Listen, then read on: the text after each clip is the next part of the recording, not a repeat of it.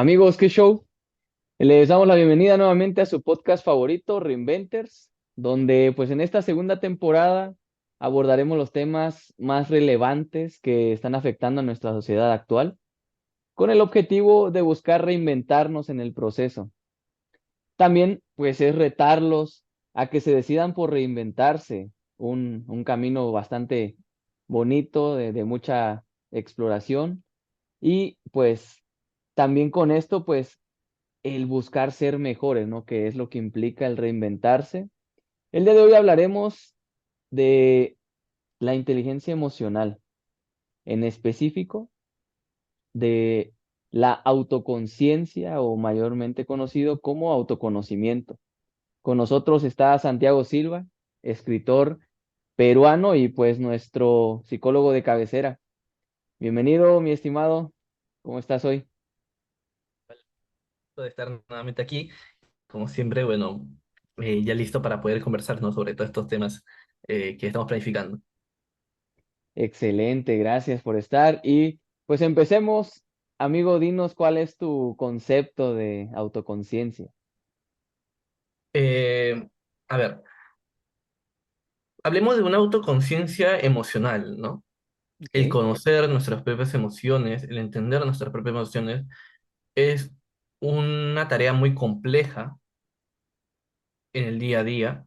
No cualquier persona eh, se basa en estas cosas, ya que vivimos, bueno, estamos aún recién en ese tránsito en el pasar de una sociedad que no valora mucho las emociones, no tiene autoconciencia de emociones, a pasar a una sociedad donde ya se preocupa por temas más psicológicos, por temas más internos, intrínsecos. Entonces, sigue siendo una tarea muy compleja el entender nuestras propias emociones. Creo que una muestra muy sencilla de cómo ya se empieza a tratar estas cosas son en las películas que justamente los mencionábamos, ¿no? Creo que cada vez se muestran más películas más profundas. Los estudios cinematográficos muestran películas más psicológicas desde un punto más reflexivo. Eso denota bastante la preocupación y el mensaje que queremos dejar sobre esos temas específicamente. Entonces, a la autoconciencia emocional es eso, el conocer nuestras propias emociones, pero más allá de conocerlos, sino también entendernos, aceptar las emociones que estamos teniendo, el por qué lo tenemos y en qué situaciones empieza a ocurrir. Esto pues ayuda bastante en el día a día. No es lo mismo una persona que tú le vayas a hacer la pregunta y le dices, ¿qué pasa? ¿Qué es lo que estás sintiendo? Y te dice, no sé qué siento, a que otra persona te diga, estoy sintiendo esto de esta forma debido a aquello. Entonces, tiene más control de sus emociones. Y es eso. La autoconciencia te ayuda, que es el siguiente punto que luego hablaremos, a tener un mayor autocontrol de emociones. bien. Sí, evidentemente todo esto es lo que engloba el hablar de inteligencia emocional. Este primer punto lo tomamos como referencia de el libro de Inteligencia Emocional de Daniel Goleman, pero pues también para la gente que no está muy eh, metida en estos temas, pues la inteligencia emocional, uno de sus conceptos o sus definiciones, pues es la capacidad de comprender, utilizar y controlar nuestras emociones, así como también reconocer las de los demás y poder influir en ellas, ¿no? Y creo que como primer punto de la autoconciencia, podríamos mencionar que es muy útil la meditación. La gente al día de hoy vive una vida muy acelerada donde ya no hay como tal el espacio, ya no tenemos el espacio, el tiempo, y si lo tenemos, volvemos a los temas anteriores. Las redes sociales, el exceso o el mal uso de redes sociales nos llevan a que en vez de estar viéndonos en un constante espejo, como era antes, el caminar, cuando se caminaba sin un celular en la mano, sin audífonos o sin música, eh, permitía que la dialéctica entre uno mismo fuera más profunda, fuera como el que ibas a tu trabajo y ya ibas pensando en, ¿qué voy a hacer hoy?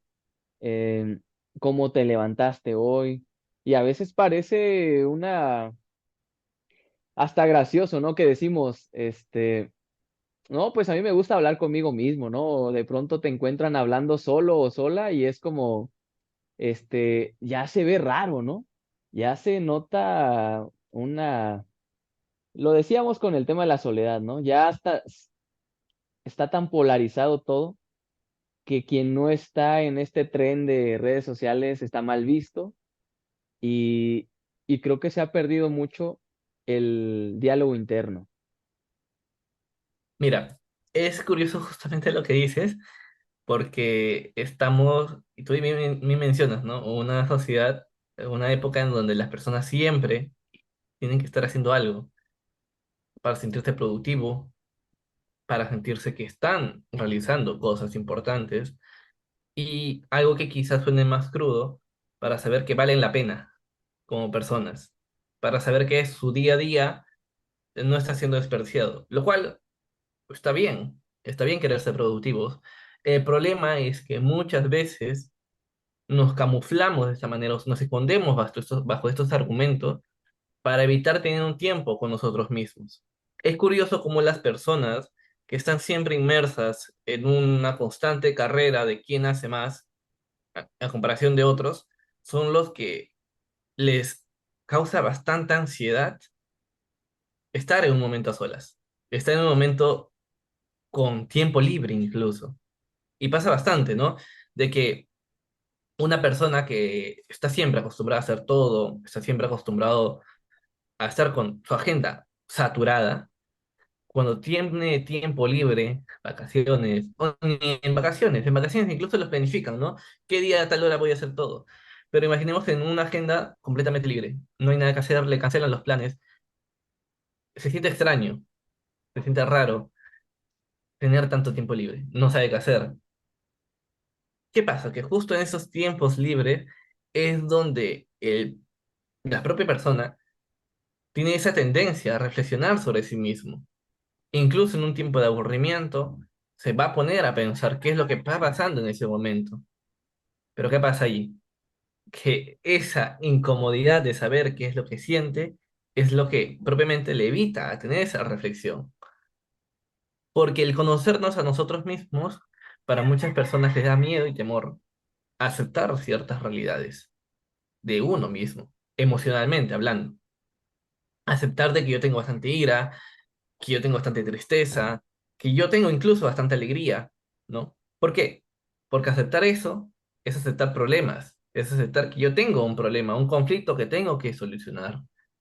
Por lo tanto, si yo acepto que tengo que solucionar algo, me va a llevar a tener que dedicar más tiempo a eso.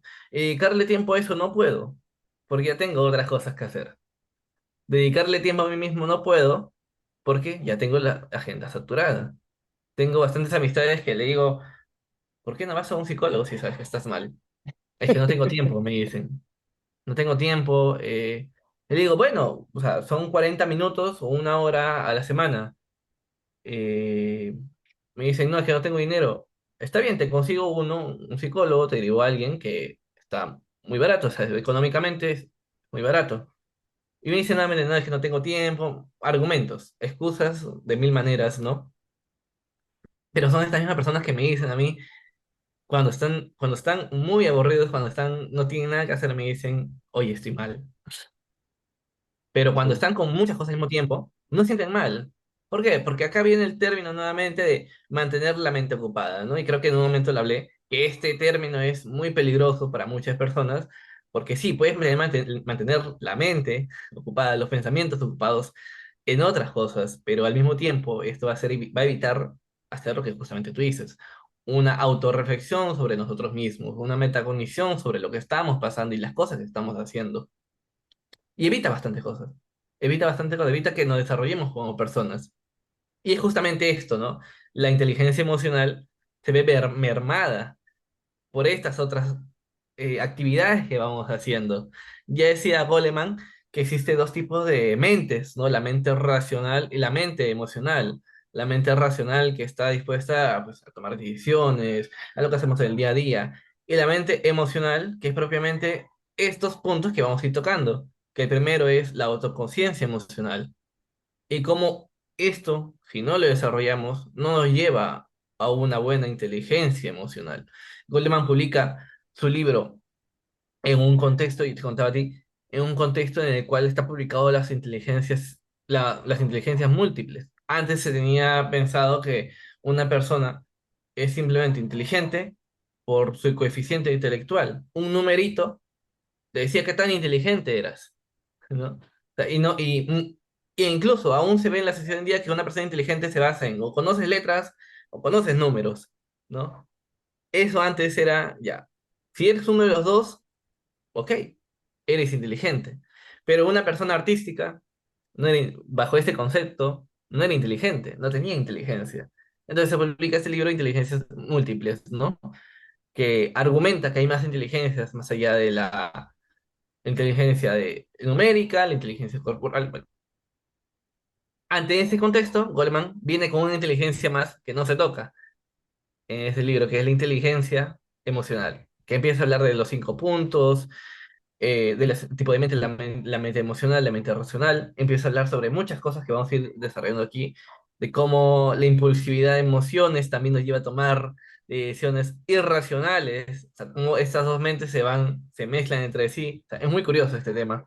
Pero volviendo al punto que me mencionas, me parece muy curioso cómo lo comentas, ¿no? Porque son estas personas justamente que podemos ver una relación entre que menos inteligencia emocional tiene. ¿Por qué? Hablo de inteligencia emocional porque basándome en los puntos, ¿no? Que vamos a mencionar, como menos inteligencia emocional tienen, más propensos son a tener más problemas emocionales. Claro. Sí, aquí es importante aclarar que eh, el reinventarse es primero darse cuenta de qué es lo que quieres comenzar a cambiar. ¿Cuál es el aspecto de tu vida que te está generando una vida tal vez intranquila, de infelicidad, de amargura, de incluso frustración y puede que hasta soledad y depresión, ¿no? Que son ya temas muy gruesos. Pero el hecho de mencionarlo, que en esta temporada sean primordiales mencionarlos, es que lo decíamos en un episodio anterior, ¿no? La soledad nos está eh, mermando la vida, la soledad se está viendo cada vez más frecuente, más presente. Y, y me resulta increíble que la gente siga viviendo por el tener, que realmente la sociedad se sigue enfocando solamente en lo que dijiste, la productividad, ¿no? ¿Qué tan productivos somos según quién? Yo creo que me quedo con esa frase de mi madre que siempre dice, oye, pero es que tuve un mal día, ¿según quién? Oye, es que em, no siento que esté haciendo mi trabajo bien, ¿según quién? Es que siento que me está yendo mal, ¿según quién? O mal comparado con qué, ¿no? Entonces siempre va a haber alguien peor y alguien mejor. Esa es una regla de vida que tenemos que comenzar a aceptar, ¿no?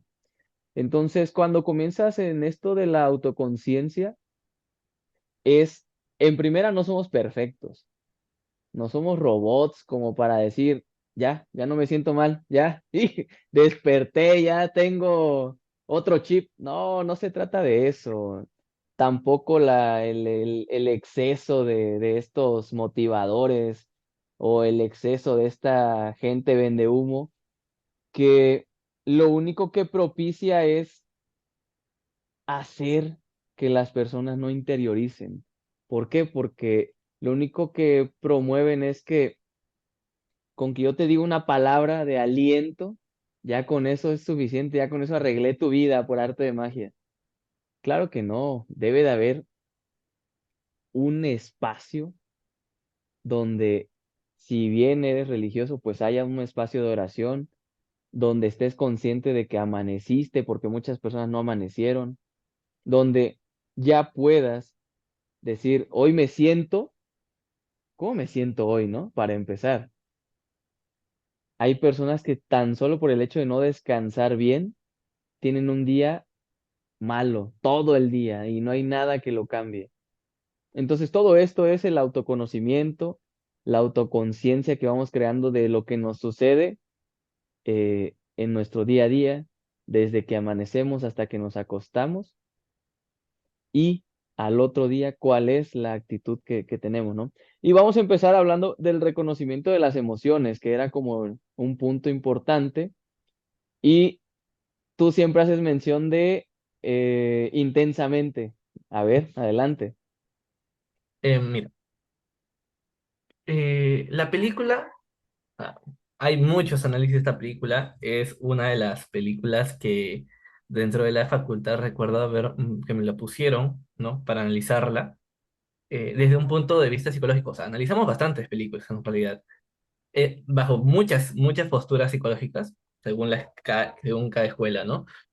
Pero, por ejemplo, aquí en la película, la chica Riley, creo que se llama así, eh, las emociones, o sea, si bien vemos cómo Riley va interactuando, ¿no? Con su medio exterior, vemos el otro punto de vista de qué es lo que pasa dentro de sí, qué es lo que ocurre dentro de las emociones. Y aquí ocurre algo curioso, que alegría, bueno, felicidad, que es la emoción que predomina bastante cuando nota que va a haber otro tipo de emociones dentro de su host, en este caso Riley, lo evita completamente. Trata de evitarlo de una manera muy exagerada.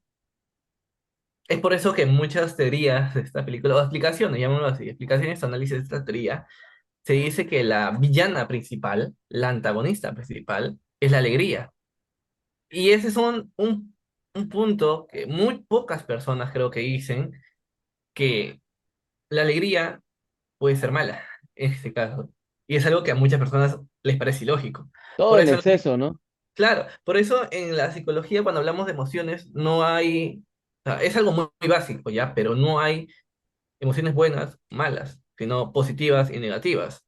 ¿Por qué? Porque las emociones no pueden ser buenas y malas. ¿Por qué? Porque ocurre justamente esto, ¿no?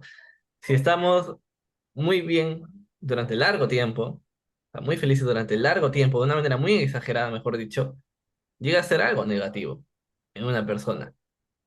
Pero dentro de la película se nota un tema muy curioso, que es el bienestar falaz, el cómo nos obligamos a nosotros mismos a estar bien, a aparentar estar bien cuando en realidad no está pasando esto. En la película, el personaje están pasando muchas cosas negativas. Sus padres se van a mudar, va a perder amistades, es la chica nueva, no sabe qué hacer, está confundida, las cosas le están yendo mal, en la escuela no le va bien. Entonces, es obvio que una persona que pase todo esto, incluso más en la edad de la protagonista, tenga emociones tristes, tenga emociones negativas, pero existe este término que es el bienestar falaz, que nos obligamos a nosotros mismos a intentar estar bien, obligarnos a intentar estar bien, a aparentar estar bien. Incluso nos llegamos a creer que estamos bien para evitar esa tristeza, para evitar este enojo, esta impotencia que muchas veces tenemos ante las situaciones que lamentablemente no pasan como nosotros queremos, que así es la vida, ¿no? Eh, un compañero mío me decía, en una de sus reflexiones me decía, la vida es como una danza, me dice, en donde muchas veces das pasos adelante, das pasos atrás, a veces te toca sacar a bailar a alguien, otras veces te sacan a ti a bailar. Otra vez solamente estás tú en el medio de la pista. Entonces, es eso, saber que en la vida va a haber altos y bajos. Pero volviendo al tema principal, el conocer y entender nuestras propias emociones es algo tan básico para una persona, pero también algo tan complejo, porque lleva a muchas cosas. La incertidumbre en las personas, en muchas ocasiones, causa un bienestar. Entre menos sepas sobre algo, más tranquilidad te da. Y esto lo vemos reflejado en todo, tanto en micro como en macro. Un niño Muchas veces suele decir quiero ser adulto, porque todo va a estar bien, porque voy a hacer esto, el otro, el otro, el otro. Pero cuando somos adultos decimos queremos ser niños nuevamente, porque todo es más sencillo, porque sabemos menos cosas. ¿Por qué? Porque hablando de un plano ideal, un niño no se debe frustrar por deudas, no se debe frustrar por peleas, no se debe frustrar por obligaciones, por responsabilidades, ¿no? Un niño simplemente debe vivir su vida de una manera tranquila, lúdica y educativa. Entonces no hay tanta complejidad en su desarrollo de él. Pero es por eso, porque tiene bastante incertidumbre de lo que es la vida como tal. Está en su zona de confort donde aún no hay muchas variables externas que interrumpan esa zona de confort. Entonces, mientras menos sepa alguien, muchas veces más feliz es. Y eso también ocurre en las emociones. Mientras yo sepa que estoy feliz y mientras menos sepa sobre mis cosas que estoy sintiendo, más tranquilo voy a estar. Porque si yo sé que realmente me siento mal, eso me va a llevar a la pregunta básica de saber por qué estoy mal. Y esa pregunta puede desencadenar muchas cosas. Y en algunas ocasiones es mejor, créeme, es mejor no tanto buscar el origen de todo, de una manera tan profunda. Porque puede ser de que yo te diga, estoy mal, y te preguntes por qué estás mal, te puedo dar una respuesta tan sencilla como decir, es que hace unos días, no sé, mi pareja me gritó, o he tenido una deuda, o he tenido un problema familiar, económico, individual. Y tú me dices, y yo como psicólogo te preguntaría, ¿pero por qué eso te afecta? ¿En qué manera te afecta? Y empezamos a ir cada vez más atrás, y llegas al origen, puede ser de que sea un problema en la infancia, de que sea un problema con tus padres, de que sea un problema que pasaste en la secundaria, de que sea un problema que pasaste dentro de una relación amorosa, en un suceso importante en tu vida, pero que casualmente son temas muy dedicados para uno, lo cual desordena la vida de alguien. Y te digo yo nuevamente, no siempre lo repito, hoy en día la inestabilidad emocional está mal vista. Tratamos y nos obligamos a estar lo más estables emocionalmente. ¿Por qué? Porque no nos damos tiempo a estar mal, nos damos tiempo a reflexionar, nos damos tiempo a nosotros mismos. Las personas viven en un sesgo en el cual piensan que dedicarse tiempo es trabajar para estar bien económicamente y dedicarle mi día a los demás, a los demás. Eh, Basta con ver a un padre que está bien, un padre o una madre que está muy saturada con todo. Tiene que trabajar, muchas veces trabajar doble. El poco tiempo que tiene o descanso lo pasa con su familia, con sus hijos. Pero ahí no vemos sus objetivos personales, sus metas personales. No vemos si está teniendo tiempo para ella misma. Y no me baso a que ella pasa tiempo o él pasa tiempo con sus hijos, o con sus familiares, o con sus amigos, sino tiempo para estar de manera solitaria, de manera individual, y que sepa lidiar con eso. Ya habíamos hablado, ¿no? El tema de la soledad, que muchas personas no saben estar solas, lo cual no está mal, no está bien, pero también es un indicador de que realmente, si yo te pongo a ti, y aquí es donde profundizamos más, ¿no? Si yo te pongo solo en un tiempo libre, yo te digo, mira, olvídate de todo, olvídate de las deudas, olvídate de los trabajos, olvídate de todo, por un momento, una hora en el día, no hagas nada. ¿Qué pasaría con esa persona? ¿Sabría qué hacer? Se pondría incómoda, se pondría ansioso, se pondría triste. Y esto pasa muchas veces cuando interiorizamos bastante nosotros mismos. La falta de autoconciencia emocional, uno de los indicadores y causas más fuertes es por este término, ¿no? El bienestar falaz que nos queremos crear en nosotros mismos. Porque mientras más racional soy con mis emociones, más miserable me puedo sentir. Totalmente de acuerdo. Creo que aquí también entra mucho y dejar en claro, ¿no? Ya lo habíamos hecho antes, pero la diferencia entre emoción y sentimiento, ¿no? Porque las emociones surgen de manera inconsciente, quizá, surgen de manera automática. O sea, pueden haber sucesos que podamos presenciar o netamente que nos lo cuenten, aunque no estemos presentes, y que nos provoquen una emoción demasiado, híjole, incontrolada, ¿no? Este, algo bien sencillo, yo creo que esto le pasa mucho a hombres y a mujeres, que es como el día a día, y es, oye, no sé, pero creo que tu chava te está engañando, ¿no? La vi con otro tal, inmediato, te enciendes, te vuelves colérico, te pierdes la cabeza, existe este rapto, ¿cómo es? El rapto que habla Goleman, sí, o sea, que se vuelve tu cerebro reptiliano, ¿no? Que quieres correr y quieres romper cosas y demás. Eh, y esto, antes de cualquier reacción, oye, yo estoy seguro, ¿no? O sea, creo que aquí hay dos versiones y tengo que escuchar las dos. No estoy diciendo que todo mundo reaccione de esta forma, de la forma más calmada e ideal posible. Pero en el supuesto de que fuera cierto, pues ya no puedes hacer nada, o sea, ya lo hizo. ¿Qué es lo que sigue, ¿no? El sentimiento. Y esta parte del sentir es donde estos dos términos se usan de manera indiscriminada, se usan de manera irresponsable, decir, este, una emoción y un sentimiento, si no saben la diferencia, pues ya se dijo, ¿no? En podcasts pasados que la emoción es, es esa reacción automática que se produce por un estímulo, que muchas veces puede ser inconsciente y que tiene una duración, ¿no? Por algo es como efímera.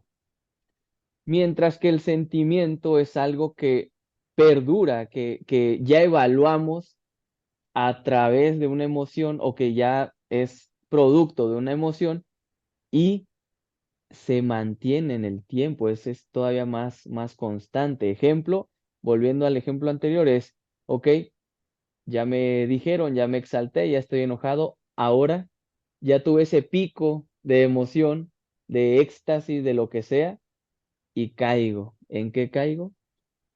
En desánimo, en tristeza, o no sé cómo decirlo, en como, como que te sientes agobiado, que el mundo se te cayó encima, estos sentimientos que normalmente mm, te vuelven, eh, pues sí, que los vuelves a veces hasta un estilo de vida, ¿no? Ya te vuelves hasta, te victimizas y ya estás perdiendo ese autoconocimiento que deberías de haberte tal vez detenido y pensar, ¿y si no era ella?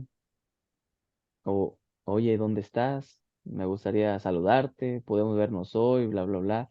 O sea, tantas cosas que se pudieran haber hecho de manera diferente, de manera correcta, pero a veces estamos aquí y de volada nos perdemos. Entonces, yo creo que parte de lo bonito de estos temas es cómo lo aplicamos en nuestro día a día.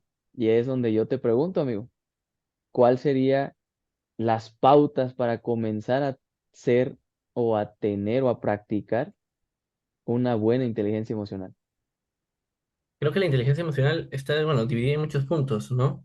Tendríamos que especificar cada uno de los puntos y ir trabajando sobre ellos. O sea, la inteligencia emocional es una definición muy compleja, es un concepto muy complejo, el cual pues se puede ir trabajando. En realidad hay terapias, tratamientos específicos sobre inteligencia emocional, que está dividido en muchas sesiones para ir trabajando la inteligencia emocional, habilidades sociales, emociones, bienestar emocional, o sea, son muchos temas, muchas sesiones que se van a ir impartiendo durante largo plazo para mejorar una propia inteligencia emocional. Hablabas tú de un término eh, que era el secuestro, ¿no?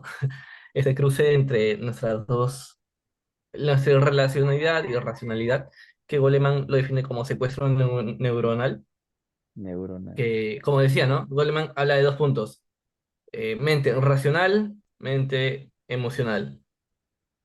Supuestamente la mente racional es la que toma decisiones. Yo decido, por ejemplo, hoy en día estoy acá grabando, yo decido tener una relación, yo decido tener un trabajo, yo decido hacer esto, hacer lo otro. ¿Qué ocurre cuando nuestra mente emocional toma el poder de todo esto? Se cruza esto, ¿no? Se cruzan estas dos mentes y se logra este término que Goleman lo dice secuestro neuronal. ¿Por qué? Porque la mente emocional toma el control de las decisiones, lo cual no es subjetivo, no es subjetivo, pero toma el control. O sea, nuestro sistema límbico, que es el encargado de todas las emociones, empieza a predominar para la toma de decisiones. Es decir, ocurre en la impulsividad. Yo me dejo llevar por mi alegría, por mi ira, por mi impotencia para tomar mis decisiones. Y luego, nuevamente, cuando este secuestro neuronal se va, me llega nuevamente la racionalidad de decir, ¿por qué hice esto? Pude haberlo hecho de esta manera. Y en todo, no necesariamente una discusión. No dejamos, cuando nos dejamos llevar por la ansiedad, por los nervios, por todo, siempre pasa, ¿no? Decir, oye, mira, creo que si hubiera hecho esto, lo hubiera hecho mejor.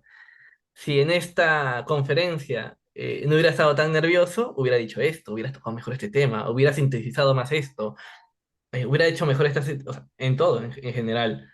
Esto pasa bastante en la adolescencia, mira. En la adolescencia bastante, los adolescentes se dejan llevar bastante por las emociones. Y es ya cuando son más jóvenes, más maduros, donde dicen, si yo hubiera sido más racional, hubiera hecho esto y las cosas hubieran salido mejor. O sea, es inexperiencia, ¿no? Dentro de cada situación. Pero, mira, hablando también de las emociones y sentimientos que tocaste el tema, la definición creo que es algo también necesario detallar el por qué la importancia de no mezclar estos dos términos, ya que una emoción, eh, como tú dices, es algo inconsciente en muchas ocasiones, es algo natural, nacemos con las emociones. Todas las personas sienten alegría, todas las personas sienten tristeza, es algo natural del ser humano. Son los sentimientos que se van creando a partir de experiencias. Pero ¿qué pasa cuando éstas se cruzan? ¿Qué pasa cuando una emoción se hace un sentimiento de manera irracional? Es decir, la ansiedad es una emoción que todos tenemos. Características básicas de una emoción que sea intensa, pero sea que sea corta en tiempo, ¿no? ¿Qué pasa cuando mi ansiedad es una emoción? Ok, es intensa, sudo las manos, me pongo nervioso, pero es corta, o sea, es situacional, ocurre en ciertas situaciones. ¿Qué pasa cuando esta ansiedad deja de ser una emoción y se vuelve un sentimiento? Es decir, puede ser que ya no tenga la misma intensidad, pero empieza a ser largo, empieza a ser prolongado, empieza a ser concurrido esta ansiedad. ¿Qué ocurre aquí? Que mi ansiedad ha pasado de ser una emoción a un sentimiento. Por lo tanto, ya empieza a ser más habitual. Es algo anormal que ocurra eso. ¿Y eso qué lleva? A que sea probablemente un trastorno de ansiedad. O sea, ¿por qué? Porque es una conducta normal, que una emoción se vuelve un sentimiento. Eh, Otro ejemplo, por ejemplo, la tristeza. La tristeza es una emoción. Es normal sentirnos tristes en situaciones específicas. Es normal que si a mí tú me golpeas la mano, obviamente me voy a poner a llorar porque me va a doler bastante, que es el dolor. Ese dolor hace que imaginemos que me siento triste porque, no sé, pierdo la mano, obviamente me va a sentir triste. Entonces yo me siento mal. Yo me siento mal, empiezo a llorar, me calmo. O en una situación más cotidiana, ¿no? Eh, Me terminan. Mi relación se termina, me han sido infiel, no sé, muchas situaciones, ¿no? He terminado yo incluso la relación, he perdido un trabajo, o sea, muchas situaciones. Me siento triste por eso. Ok, me siento triste en ese momento, lloro, me siento mal, me desanimo. Al día siguiente puede ser que me sienta más triste, pero pasan los días y se va regularizando esa emoción. Entonces, ¿es algo intenso? Sí. pero se va, si se das cuenta, se va regularizando, se va disminuyendo su intensidad con el paso del tiempo. Sin embargo, si mi tristeza empieza a ser de la misma manera todos los días, de manera muy prolongada, esa emoción se vuelve un sentimiento. Entonces, no es normal que eso pase. Que puede ser que estés en un episodio depresivo, que estés pasando una depresión leve. Entonces, se vuelve ilógico. Por lo tanto, es muy peligroso que una emoción, emociones negativas se vuelvan sentimientos. O sea, si lo podemos de esa manera, es muy peligroso porque conlleva a más situaciones más complicadas. Y esto pasa muchas veces por este término, que es evitar saber y entender nuestras emociones. Justo en el podcast anterior habíamos hablado de que cómo evitando o ignorando un síntoma, algo, nosotros, cuando nos damos cuenta ya es algo muy catastrófico. Y pasa por esto, ¿no? Que situaciones muy leves que no queremos entenderlas, no queremos comprenderlas, no queremos ser conscientes de ellas, de nuestras emociones, nos llevan a qué? A que todo explote en un momento. En algún momento, esas emociones van a tener que salir, aunque tú no lo quieras. Van a tener que salir de una u otra forma. Quizás no hoy, quizás no mañana, quizás incluso en un año, quizás no contigo, quizás con otras personas, quizás no en largo plazo, pero sí en situación. Quizás estás hablando con tu pareja y discuten y tu ira que tú has tenido mucho tiempo guardado va a salir. Quizás tú has tenido mucha represión, no has solucionado tus problemas con tus padres y no has querido aceptarlo, con tus hijos va a salir, tú cuando seas padre. Entonces, hay que tener bastante cuidado con estos temas porque son temas muy complicados y peligrosos. La autoconciencia es algo, la autoconciencia emocional es algo muy primordial en una persona para lograr una inteligencia emocional. Sí, aquí vamos a poner ciertos ejemplos, vamos a una pausa y pues también agradecer a las personas que realmente nos siguen, pues tengan la libertad de comunicarse pues con Santiago Silva, psicólogo que al final de cuentas pues está buscando, al igual que yo, pues que la gente pues lleve este acompañamiento, que no sean las respuestas básicas las excusas, el no puedo, el no tengo tiempo, ese es muy común. Y, y comenzar a llevar pues terapia es la forma más saludable que podemos, bueno, es una de las decisiones más sanas, más sabias que podemos tener en la vida. Y sobre todo, el reinventarnos, ¿no? Porque muchas veces no caemos en la cuenta de que, pues ya, la vida se nos está yendo, siempre caemos en crisis a los 30, luego nuevamente en la crisis a los 40, a la media vida, a los 50 y demás. ¿Y ya para qué? Yo siempre digo, ¿ya para qué hasta esa edad cuando ahorita de joven a tu hijo eh, le puedes decir, ¿no? Que empiece a terapia, que propicie más el hablar contigo? Entonces, déjenos sus comentarios, qué opinan al respecto acerca de este tema y continuamos. Nos saludamos, amigo.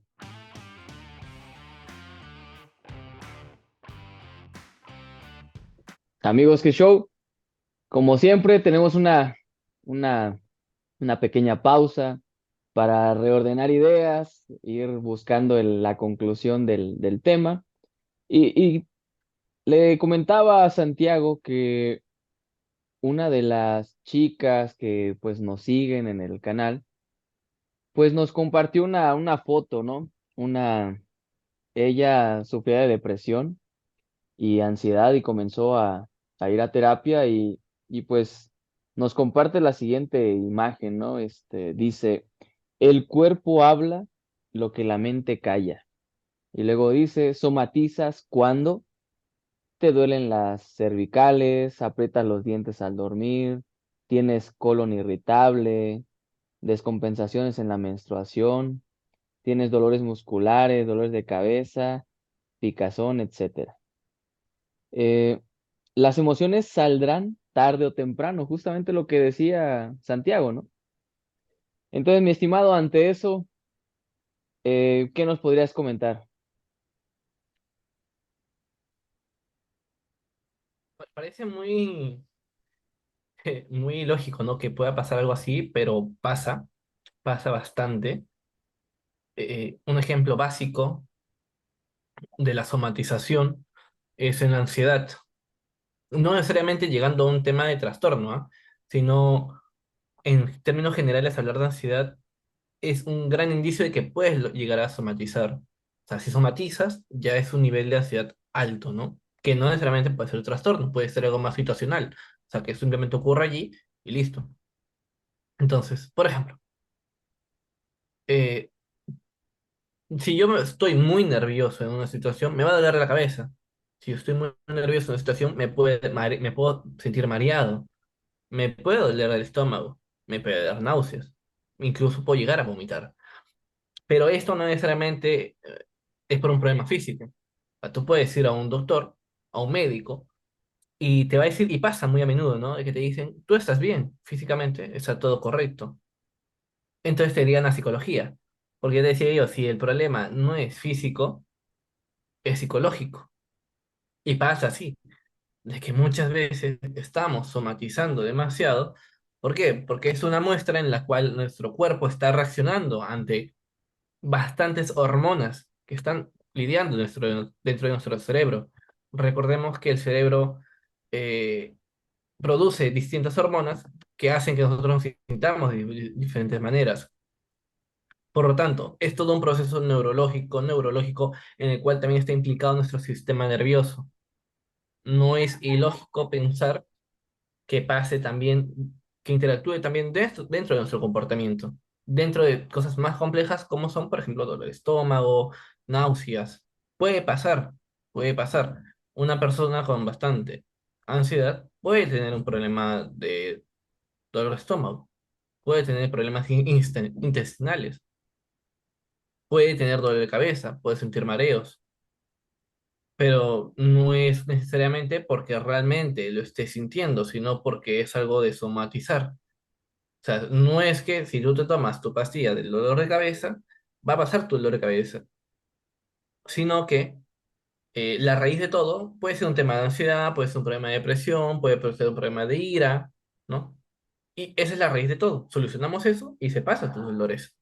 Es más, es por eso que estos dolores son muy situacionales, que en ciertas ocasiones ocurren cuando sales de esa situación, ese dolor desaparece completamente. Entonces, es eso, somatizar sí es posible, sí es posible. Tenemos que identificar bastante esto porque es un indicador de que realmente tus emociones están ya saliéndose de control de una otra manera. O sea, están siendo muy intensas ya tus emociones para que llegues a somatizar. Una persona en una ansiedad normal no llega a somatizar, es muy poco probable. Es para, si tú te sientes con bastante ansiedad, con bastante tristeza, ya a un nivel muy alto, es allí donde empiezas a somatizar. Otra manera en la cual también puede ser una somatización, pero no tanto así, sino más que todo un signo, es por ejemplo sudor de manos, ¿no? Temblor de piernas. Esa es otra muestra de que también la ansiedad también está muy alto, ¿no? Entonces, ¿somatizar es posible? Sí. ¿Que nuestro cuerpo reaccione por un tema psicológico? Sí. Que el cuerpo reaccione frente a situaciones que nosotros estamos viviendo, sí, es capaz, es capaz de ser así. No hay que pensarlo como algo ilógico, como algo que no pueda pasar. Como te digo, muchas veces ocurre que vas al médico por algo y te dice que estás bien y te derivan a psicología, ¿no? No significa que estás loco, no significa que estás mal, no significa que te vas a morir. Simplemente que quizás tu problema es directamente más psicológico. Vamos a algo tan simple como no puedo dormir, cansancio, fatiga. Eso, por ejemplo, es otra somatización. El sobrepensar te hace sentir muy cansado. El estar cansado te hace sentir con bastante sueño. El no dormir hace que te sientas al día siguiente más cansado incluso y con dolores. Entonces, esto todo ocurre ¿por qué? ¿Por un tema de mala postura? No. Simplemente es que estás pasando por un tema psicológico que te está afectando a nivel ya corporal. Exacto, sí.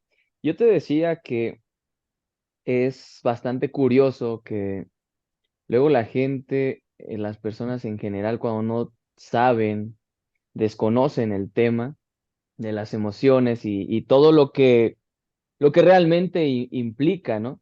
Las emociones, eh, vayan, de pronto se topen con cualquier charlatán, vende humo y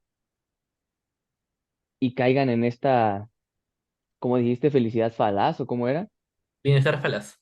bienestar falaz. Entonces, cuando la gente llega a este punto del conocimiento donde reconoce sus emociones, donde está trabajando con ellas y sobre todo donde ya sabe qué producen estas emociones, reacciones físicas, lo que dijiste, el cansancio, tanta gente piensa que es eso, ¿no? Que son cosas físicas, pero realmente son muchas cosas mentales, cosas que tienen realmente dando vueltas en su cabeza y que a veces no saben ni cómo callarlas, que a veces no saben ni em, cómo olvidarlas, tal vez por decirlo de una manera, ¿no? Cómo lidiar con ellas o vivir con ellas. Y pues yo creo que parte de todo este problema te lleva a adicciones, te lleva al alcoholismo, te lleva a drogas, a, a estos estupefacientes que solo buscas salir de tu realidad, ¿no? Y creo que también ya son temas mucho más complejos donde todo deriva de algo, de no haber ido a terapia a tiempo, de no creer en la terapia, de no creer que la salud mental no es para locos. O sea, inclusive el famoso, la famosa frase, ¿no? ¿Por qué voy con un psicólogo si ellos están peor? Ese tipo de comentarios son los que luego dices, em, ¿por qué tenemos que ser tan negativos, ¿no? O tan extremistas. Aquí el punto, si pudieras tú mencionar algo al respecto de este último comentario, ¿cuál sería tu postura? ¿Qué les dirías para que, sí, soy humano, pero cómo sería la respuesta ahí? Ya, mira, o sea, es interesante, ¿no? Que lo mencionas así, porque justamente estamos hablando del autoconocimiento emocional, y pronto ya estaremos hablando de la autorregulación emocional. Entonces, eh, es como una frase, ¿no? Que creo que también lo escuché de ti. Un ciego no puede acompañar a otro ciego. Entonces, ¿por qué una persona que está mal emocionalmente, por qué debería dar eh, terapia, tratamiento a mí, que también estoy mal? O sea, no aporta. Y claro, es lógico pensar eso. Es válido también pensar eso. Pero esa persona tiene algo que las demás personas no tienen, que es justamente todo esto que estamos hablando. Puede llegar a autoconocer. O sea, esa persona sí sabe que tiene eso, sabe por qué ocurre eso, y probablemente lo esté tratando a su manera. Eh, los psicólogos, los psicoterapeutas, no voy a decir que se pueden aplicar ellos mismos, pero la diferencia es que sí conocemos las técnicas, sí somos conscientes y racionales de muchas más cosas que una persona que no ha estudiado esto no conoce. O sea, si yo hablo de depresión y presiento yo, no me puedo autodiagnosticar, obviamente, pero presiento que estoy pasando por un episodio depresivo moderado. Ok, ¿qué puedo hacer con eso? El primer indicio, obviamente, yo como psicólogo no voy a decirme, échale ganas, porque sé que no funciona eso realmente. Entonces empiezo a hacer realmente actividades o cosas que realmente siento que me va a funcionar a mí. O sea, me doy mis primeros auxilios en primera instancia, bajo lógica científica. Sé qué cosas son que van a funcionar, entonces las aplico a mí mismo.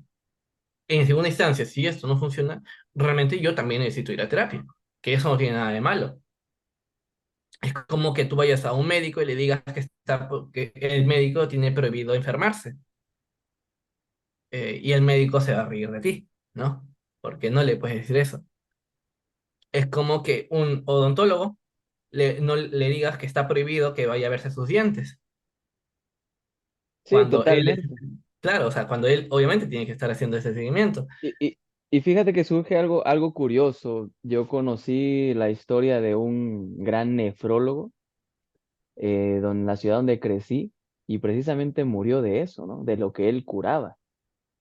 Entonces, a veces las ironías de la vida nos hacen darnos cuenta de que vayámonos a algo bien sencillo, tal vez para no solo mencionar esto de la medicina, ¿no? Los sacerdotes, después de cierto tiempo de confesar, de estar escuchando a toda la gente confesarse, tienen que ir a vaciarse, tienen que ir a confesarse con otro sacerdote y viceversa, ¿no? Ellos van buscando ir sacando todo esto. Entonces yo creo que bajo esa premisa concluyo tan solo en este punto que somos humanos, que no somos perfectos, que aún cuando pudiéramos hablar de la persona más sana posible, un día se va a morir. La persona Claro. más fuerte, fornida, con el mejor físico, pues puede fallarle el corazón. Entonces, yo creo que no es el hecho de cuestionar a los demás qué es lo que hacen, qué es lo que no hacen, cómo viven, bla, bla, bla. Yo me voy más por la idea de vive y deja vivir. Mira, Eh, incluso en temas de psicología, para que una persona dé terapia, o sea, incluso para los estudiantes, cuando están dando sus primeros internados, prácticas, le hacen firmar una declaración jurada de salud mental. O sea, para que veas que no es que la persona que se está atendiendo sea cualquier persona. Esa persona, para que una persona sea psicoterapeuta, obviamente lleva su curso de psicoterapia, ¿no? Su especialización, pero también te obligan dentro de ese curso a llevar sí o sí, obligatoriamente terapia. Aunque no quieras, aunque no creas, tienes que llevarlo. Aunque sea una sesión, dos sesiones o ya a largo plazo, pero tienes que llevarlo para que eso garantice de que tienes un bienestar emocional promedio para atender a otras personas. Incluso como estudiante, tú tienes que, antes de ir a atender con otras personas, declarar bajo juramento que tienes bienestar emocional. Ahora, eso por un lado, es normal que ya después de eso nuevamente tengas depresión, ansiedad, es normal, es normal. Como te digo, hay muchos trastornos que son diagnosticados de por vida, pero que son controlados, que son controlables. Y bajo este control, una persona puede dar terapia, sí, puede dar tratamiento, puede dar acompañamiento, puede dar terapia, sí, lo puede hacer. No obstante, también existe la ética moral de todo psicólogo de decir, mira, yo a este paciente no lo puedo atender, entonces derivo. Y no hay nada de malo con eso. Yo conozco personas que me dicen, mira, yo soy psicólogo, soy terapeuta, psicoterapeuta, pero yo no puedo atender a violadores, por ejemplo. Si alguien, una persona, hombre o mujer, viene ante mí con ánimos de cambiar, mira, con ánimos de cambiar, mejorar, eh, crecer personalmente, y me dice que quiere arrepentirse de todo eso, pero que todo parte de que ha realizado una violación previa, imaginemos, ya. Obviamente existe también el término psicológico de decir que un psicólogo no puede estar cerrado ante nada. O sea, obviamente te van a ir casos así, y uno claro. debe ser neutro entre esto. Fíjate que Pero acabas de también, mencionar, pero dilo. también está el límite que cada uno se puede poner y decir, mira, yo como persona, ya no como psicólogo, sino como persona, digo que no puedo tratar a esta persona. No significa que la voy a botar a patadas, no significa que la voy a insultar y decir que es una basura, una persona horrible, no. Significa decirle, aceptar que tus límites, es decir, yo no puedo atender su caso, pero tengo otras amistades, otros colegas que sí lo pueden atender y los voy a derivar con él, que son igual de eficientes que yo en esos temas, e incluso son especializados en estos temas. Entonces no hay ningún problema. Yo, por ejemplo, eh, tengo, me puedo especializar en muchas cosas, pero tengo mis límites con otras. Yo tengo amistades que no pueden tratar con niños. ¿Por qué? Porque tienen temor no a la cantidad compleja que puede venir de casos, sino tienen temor a que el niño haya tenido un abuso sexual y para ellos es un tema tan delicado y tan complejo que les destroza emocionalmente tratarlos porque es ya un tema de abuso sexual y niños, y no pueden, no pueden porque se dejan llevar bastante por la subjetividad. No significa que no les importe, no sé, o sea, para que veas el otro lado, no significa que les importa tanto y les pone tan inestable tratar esos temas que les da ganas de llorar y saben que no pueden, ellos como psicoterapeutas y como acompañadores psicológicos, no pueden tomar esos casos. No porque no les importe, sino porque les importa demasiado y se van a dejar llevar por la subjetividad. Van a ser imparciales. Y es un tema también que se ve dentro también de la terapia, dentro de nosotros atender a otra persona, dentro de las atenciones psicológicas. En todo momento debemos ser imparciales. Si nosotros vemos, tenemos ese peligro, ese margen de error de ser parcial ante un lado que otro, nosotros no podemos atender a esa persona. No podemos dejarnos llevar por nuestras emociones así de una manera tan abrupta. Obviamente, sí, existe la importancia de decir yo tengo importancia al crecimiento de mi paciente. Me importa su crecimiento. Pero no significa que vaya a darle, o sea, que vaya a preferir más a una persona, a un paciente que tiene depresión antes que a mi paciente que solamente quiere, eh, no sé, preparar su crecimiento personal, pero que no tiene un trastorno. No significa que a esta persona con depresión le voy a dar más importancia que a este. No. Significa que a ambas le voy a dar, yo como profesional, el mismo grado de atención, mismo grado de profesionalismo en cada una de sus sesiones. O sea, a ver, para explicar que bastante que si tú vas a una atención psicológica, ten la seguridad de que no te vas a presentar ante una persona cualquiera, sino te vas a presentar ante una persona que tiene una preparación profesional, que tiene sus límites claros, que si no puede tratar, y esto pasa bastante, ¿no? De que, por ejemplo, pasa de que una persona manipuladora, va ante su psicólogo, ante un terapeuta, y piensa que lo va también a manipular a él, ¿no?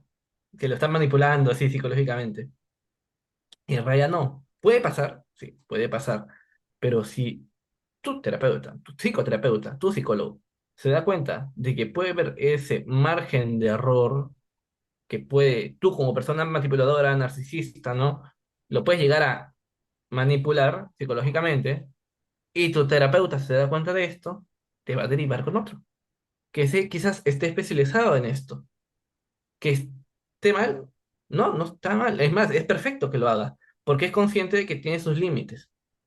Pero a esa persona le puede tocar, por ejemplo, un caso de un adolescente problemático y lo va a tratar quizás de una manera muy perfecta porque es su especialidad. O sea, cada persona tiene sus propias especialidades, cada persona tiene sus límites. O sea, recordemos que sí, es una profesión muy humanitaria y muy de servicio, pero esto mismo hace que dentro de todo el profesionalismo también hay un margen donde seguimos siendo personas.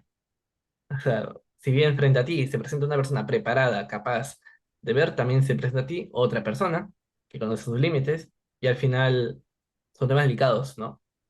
Que imagínate Sí, que por paciente, o sea, las personas que se especializan en depresión, que se especializan en tratar con personas depresivas, con pensamientos suicidas, o sea, por día, imaginemos que tengan por día cinco pacientes, imaginemos, y los cinco pacientes se quieren matar, se quieren suicidar.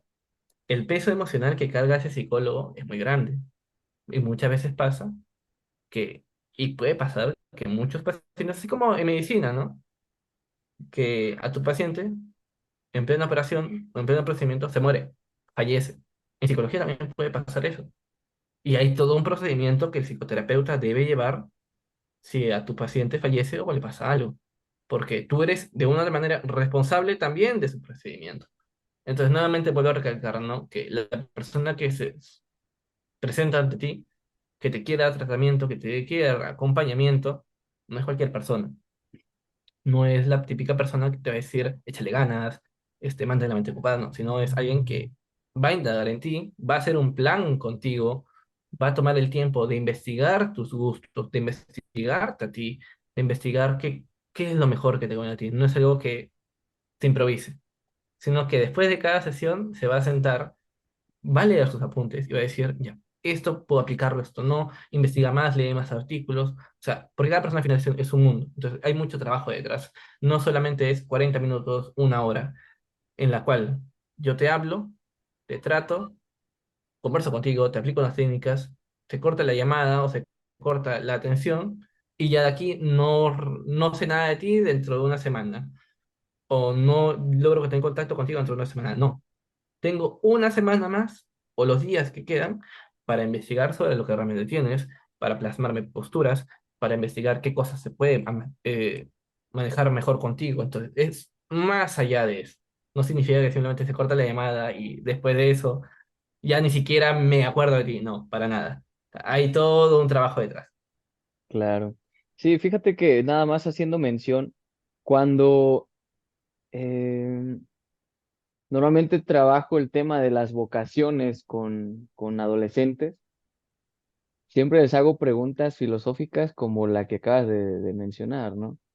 Em, y muchas veces las respuestas de varios jóvenes, varios chavos, adolescentes, te dejan perplejo, ¿no? O sea, yo siempre, un ejemplo, hubo un caso donde dos chicos, una niña y un niño, querían estudiar lo mismo, o bueno, tienen idea de estudiar lo mismo, y es licenciado en Derecho, ¿no? Entonces, justamente saco el tema, ¿no? Ok, ¿a quién quieres ayudar primero? No, pues a mis padres, bla, bla, bla, bla, ok. Y ya cuando va avanzando un poco la intensidad de las preguntas, les digo, ¿y qué pasa si llega a ustedes la esposa de un violador para que lo defiendan? ¿Qué hacen? Y antes ya ya los he encausado a decir que van a ayudar a todos, bajo cualquier circunstancia, o sea, ya van convencidos de que ellos van a tratar de hacer lo posible por un mejor mañana, ¿no? Es curioso que el rechazo inmediato, pues fue del joven, ¿no? Es que no es posible que haya hecho eso, bla, bla, bla, que no sé qué. Se indigna y dice, no, pues por mí hasta ya voy a perder a su favor, ¿no? O sea, voy a fallar para que pierda el caso, ¿no? Ok, Eso le falta de digo, profesionalismo, por ejemplo. exacto, o sea, lo que voy. Entonces le digo, pues no estás, respetando, ¿no? Los procedimientos ni tu ética profesional. Mientras que la chica, hizo algo, una mención de algo que me dejó, te digo, muy perplejo porque me dice, pero tú no sabes si quizá ella lo provocó. Tú no sabes si el tema aquí es que ella, tal vez pudo insinuarse o estuvo, molestándolo hasta que, pues, lo sedujo, ¿no? Y es curioso, es bastante curioso que lo diga una mujer.